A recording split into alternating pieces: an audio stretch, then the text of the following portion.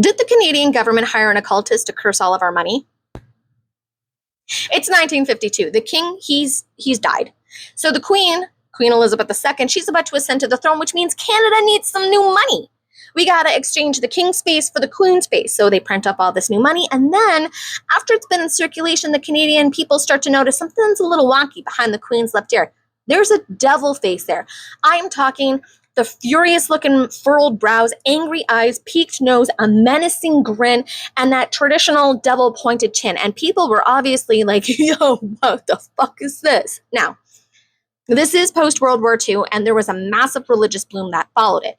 Not only that, but there are a lot of immigrants who are looking for a fresh start that are now coming to Canada, and they're being viewed with suspicion, not just because of World War II, but we are now in Cold War era, which means Cold War anxieties. Also, over in England, the infamous occultist Aleister Crowley had passed a few years prior, so occult is on the brain, and Prime Minister William Lloyd Mackenzie King, he had died, and there were all sorts of diaries revealing that he was having seances and communicating with dead family members and getting political advice from deceased political members with psychics and mediums. So everyone was a little on edge, to say the least. So to them, obviously what had happened here was an immigrant occultist, a European immigrant occultist, had infiltrated the Canadian government and had put this there as part of a black magic ritual. And now Canadians, every time we exchanged money between each other, we were cursing each other.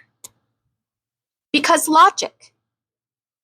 What had really happened was the portrait that they used for the Queen was the same one we were using for the 2-cent stamp.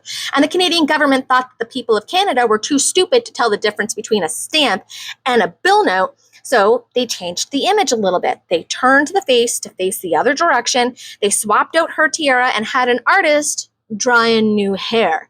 Now, the photographer who took the original portrait, he used very contrasty styles. So there were very dark, deep, rich shadows and very bright, blown out highlights.